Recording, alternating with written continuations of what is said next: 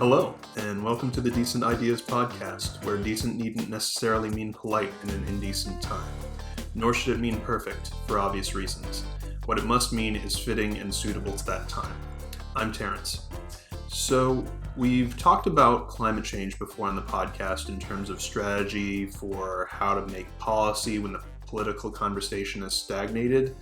What we haven't talked about, perhaps because I naively took it for granted, is getting people the COVID-19 vaccine. I at least took it for granted domestically, in any case. So in this emerging series / recurring episode theme on the culture war, I wanted to talk about where climate change and COVID vaccination overlap, which is on whether we quote unquote trust the science. So as a reminder, by culture war, what I mean is the struggle for dominance of cultural values, beliefs, and practices. It's a shame that science has become part of the culture wars, but when alternative facts and post-truth politics are part of the discourse and not just what we used to call them, which is lies, we have to recognize the problem, which is that we are in culture war territory. So why are we in culture war territory on these subjects? So interestingly, there's a history of philosophical discussion of quote-unquote post-truth from folks like Friedrich Nietzsche, Max Weber, Paul-Michel Foucault, and Hannah Arendt, where they talk variously about the relationship between truth and values. And it's a very sort of involved, lengthy philosophical discussion, as most philosophical discussions are. So we don't have time for that, obviously. But I'll give you a very brief etymology lesson, as I'm wont to do, that sort of encapsulates the essence of the discussion. So the word truth is from the Old English truth, meaning faith, loyalty, pledge, or covenant, which all goes to this sort of metaphorical meaning of something you can hold on to or something steadfast. And similarly, value, although it's from the Latin, the Latin is valere, means to be strong, well, or worthy. So it also has this sense of strength or deep-rootedness, that kind of thing.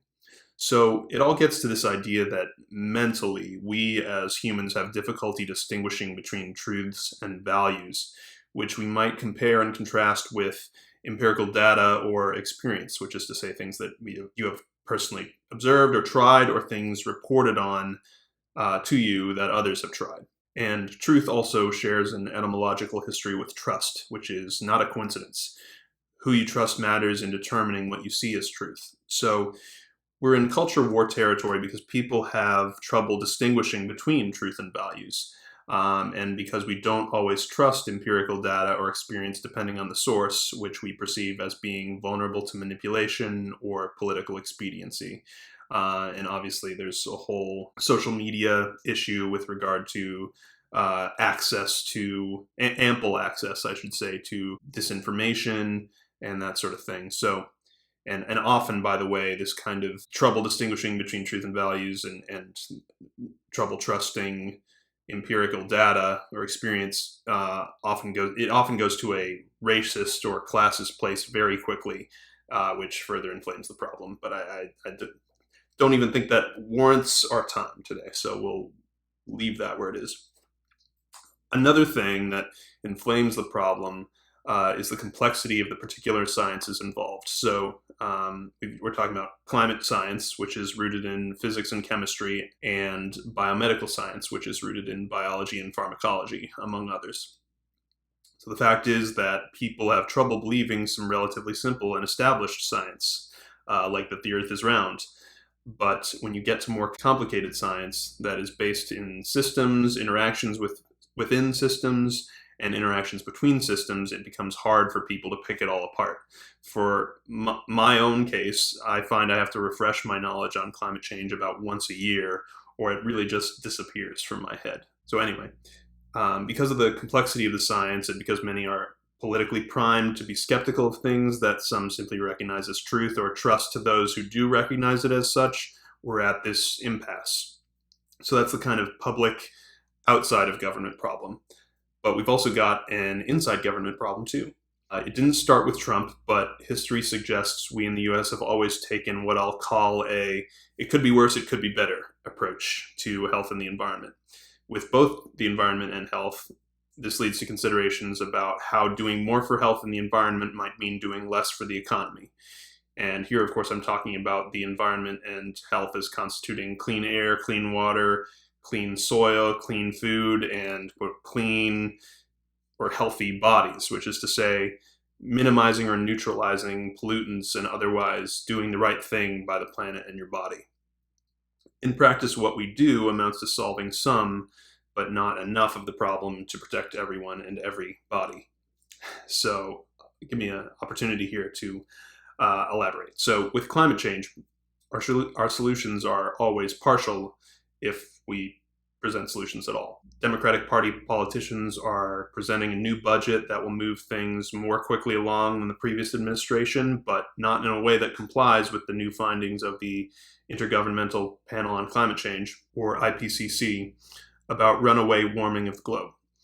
Republican politicians, on the other hand, seem to see it as politically unviable at this stage to ignore climate change due to obvious and manifest escalation of wildfires, droughts, stronger storms and natural disasters, etc. But their solutions are generally more modest and market-based when the evidence doesn't seem to bear out that people will be incentivized to change their behavior until it's too late, even despite what we're seeing now. And with health, the problem is similar. We're concerned about what we put into and do with our bodies, both to make us healthier and less healthy, but we tend to do less than we need to do in either direction. We are aware of diseases and healthy habits, but we don't incentivize healthy habits or disincentivize things that lead to disease or what have you strongly enough. And this has been the case with COVID-19 as well. Republican politicians have actively spread disinformation about vaccines, or at least been hesitant to encourage them since Biden took office, and they've definitely been opposed to masking and social distancing. In far too many cases, they've been skeptical about how real COVID-19 is at all. But Democratic Party politicians aren't blameless either. Masks, probably the best early protection against the virus, were initially played down as a virus deterrent in hopes of saving them for frontline healthcare workers. In other words, we were lied to that they were effective instead of just being told that we had to be sparing with our mask purchases so that those who were fighting the virus for us could be safe. Pause for just a moment and consider that. And even after mask mandates were in place, the Biden administration arguably lowered the mandate way too quickly in order to demonstrate progress against the virus, didn't do enough to combat vaccine hesitancy or otherwise encourage vaccination, and is actually doing something quite similar to Trump's initial COVID response by leaving it up to the states with what to do in the case of the Delta variant that's producing the second strongest surge in total COVID cases, second only to the turn of the year. And don't get me started on the lab leak hypothesis, which after initial widespread skepticism has now gained renewed interest and calls for investigation in the scientific community. This is not to say that it's yet the prevailing theory on COVID-19's origin, but the initial skepticism of the theory appears to have been overwrought. Additionally, it seems to me that work and school mandates for the vaccine should be at least considered from the president on down, as long as it doesn't diminish the pay or benefits of workers to take the time to do so, including the time, if needed, to recover from immune reactions to vaccines. And the immunocompromised should be protected too. But anyway, that's the hot take for the episode.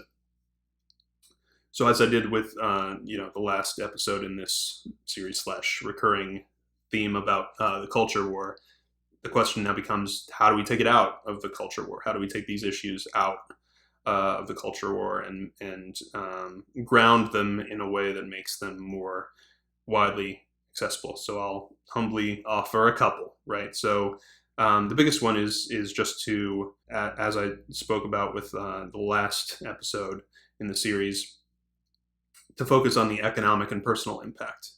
We talked about truth and values earlier in this conversation. You have to turn the truth and values conversation into an empirical data and experience conversation. So, for example, have people who've lived in a place for decades and have been displaced by the worst wildfires they've ever seen speak to climate change skeptics. And similarly, have people who've lived in a place for decades and been displaced by multiple floods or the worst natural disasters like tornadoes, hurricanes, etc., to hit their area, have them speak to climate change skeptics. With regard to COVID-19, the numbers by jurisdiction around declining COVID-19 cases and deaths as tied to mask wearing and or vaccination is pretty straightforward. So let people know about it. It's much more difficult, I would argue, for people to utterly discount, these numbers, especially if you can tie them to personal stories. And to that end, personal stories about surviving breakthrough cases of COVID are great too, because they demonstrate that taking the vaccine lowers your chance of a terrible experience with COVID. Also, I think it's important to be clear about how long it takes to change public opinion on the minutiae of complex sciences and why government action, not market action, is by far the best way to spur that change in time through policy. And also kind of to that end, when it comes to public opinion, I think it's important to take the political figures out of the equation. So as just one example, mRNA research, which funded the two most widespread vaccines in use in the States, Moderna and Pfizer. mRNA research would have progressed at the same rate if a Republican president or a Democratic president approved it, right? So worth thinking about.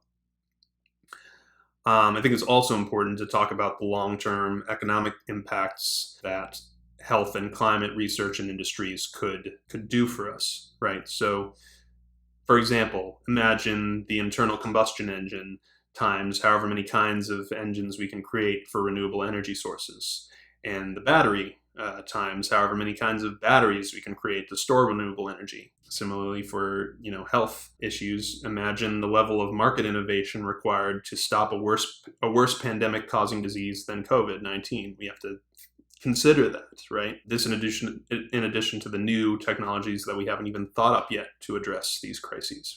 And obviously, often these innovations come through federal investment and research first before they're disseminated to the market, but you get the idea. And finally, we know that when you bring a cultural issue into someone's life directly, they tend to come out more understanding of the issue and more willing to seek progress. Talk to conservatives that came around after dealing with a bout of COVID. But that's kind of obvious, that last one. But you get the idea. So I wanted to take an episode in light of the new interim report from the IPCC, and in light of the surging Delta variant and the potential of the Lambda variant to come to the US and wreak havoc, I wanted to spend some time talking about these two issues that, I think often overlap when you talk about them in a political context. And, I've talked at length here about the ways in which scientific concepts are easy to politicize and why it's a shame that things that are sort of empirically provable are so vulnerable to disinformation and to manipulation for political gain. But I think, as I talked about in the previous episode, when you distill culture war issues into kind of their real world impact and the degree to which they could be economic problems. I haven't talked as much about, the economic potential hazards of climate change, of pandemics. And, we've just seen the degree to which a pandemic can absolutely decimate an economy. And it's only through massive government spending in the moment that we can overcome that. And hopefully this last surge of the Delta variant doesn't last too long, doesn't lead to too many deaths, and that we, turn the tide a little bit and get to a point where vaccine rates are getting us close to herd immunity. And then, of course, we have to hope and pray that they don't, that new variants don't incubate in other countries that aren't as well vaccinated, and we can do more to get vaccines out to the rest of the world ASAP. I guess I'm rambling a little, but I guess the main point is that when you make these issues concrete, you turn them into or demonstrate the way in which they are economic issues. They are directly political as opposed to something that can be turned and policy oriented, as opposed to something that can be so easily turned into just like squabbling around values. Then it's easier, I think, to bridge some divides. And I also think there's been sort of a renewed discussion within the online left about left-wing economic populism working with right-wing economic populism, and that was kind of the inspiration for this series in a way, because I wanted to dispel the notion that we can just dismiss these cultural issues out of hand because if we get the economic stuff right, then the rest of that will just kind of work itself out. No, I would say I would distinguish myself from some of those folks who talk about that stuff, in that I think it's necessary to address these cultural, these societal, these social issues, because again, for the people that they impact, they aren't just social issues, they are economic issues, they're issues of life and death. And I think trying to avoid talking about them is folly. And I think I said this last episode as well, that while I think it's easier to coalesce around economic issues, and I stand by the notion that we can work with people that we wouldn't otherwise agree with on economic issues, if we share points of view, if we share policy ideas that we can put together into some kind of package that can make it through our stagnant legislative system, then that's great. But I don't want to. I never want to dismiss. I never want us to dismiss really any issue as a culture issue. I have yet to come across a policy issue that couldn't be distilled into economic, or as Karl Marx would say, not a Marxist, but as Karl Marx would say, issues of material conditions, right? Just about anything you can think of ultimately comes down to material conditions for the people that are impacted by those issues. If I find an issue like that, or if you have an idea for an issue like that can't be sort of extricated from its sort of cultural context and made material, then I'd love to hear it. But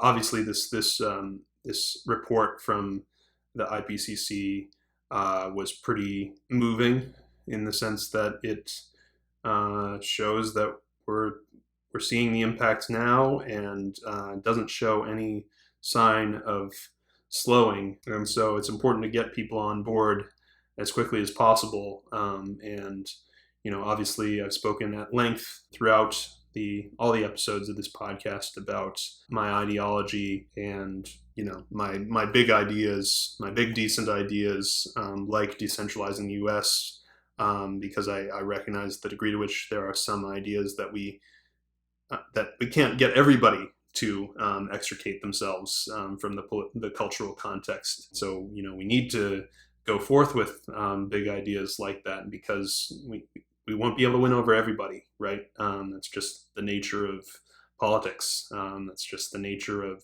argumentation, really. But it's always worth trying, right? It's always worth coming up with the decent ideas, right? About how to meet people where they're at. And I'm going to keep doing that. I know this remains a small channel, but